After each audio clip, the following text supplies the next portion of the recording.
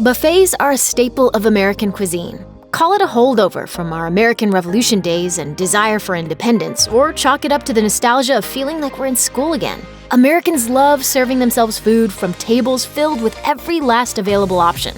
I told you, the buffet, man. Boy, did we do the wrong thing. Shrimp? Crab legs, shrimp, potatoes. But it really doesn't matter why. Americans just love us some buffets. Unless you want to go home with a stomachache, though, you gotta know how to spot an all-you-can-eat nightmare.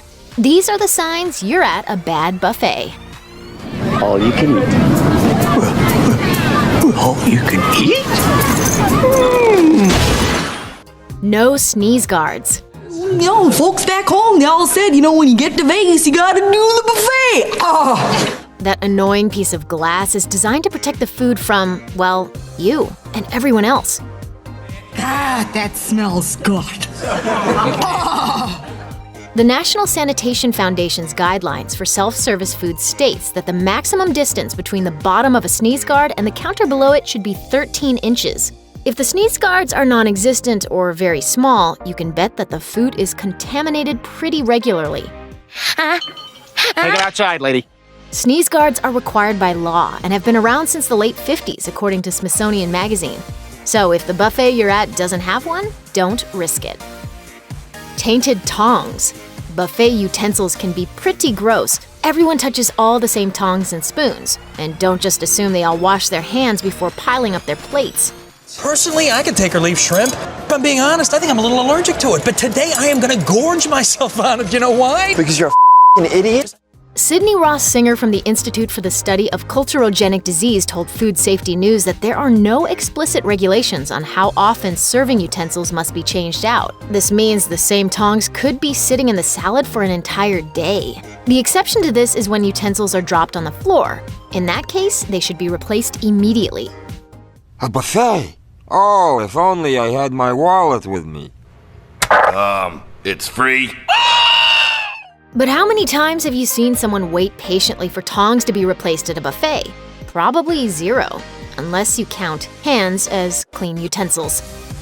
MIA employees. It would seem logical that buffets employ fewer people than other types of restaurants. After all, how many people does it take to keep food stocked on a buffet line? I need a couple of bananas. How much are they? Well, the buffet plate is $12.50. You get peaches, plums, oranges, and banana. But not only are there cooks in the back keeping up with supply, there are also runners who then bring that food out to replace the dwindling crab legs. And some of this, and all of this, and this'll do as an appetizer. If during your visit you don't see a single employee changing out their offerings, that's a red flag. It means the food is just sitting out on the buffet for ever. Part-time buffet.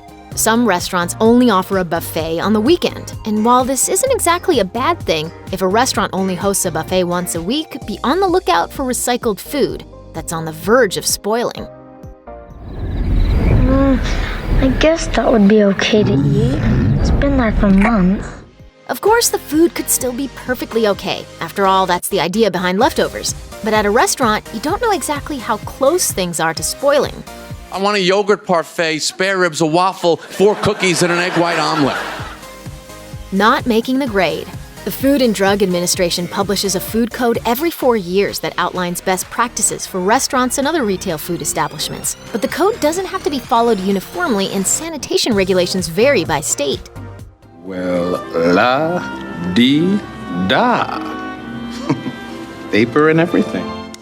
While many states require restaurants to display their sanitation scores, this doesn't reflect violations that were discovered and then corrected.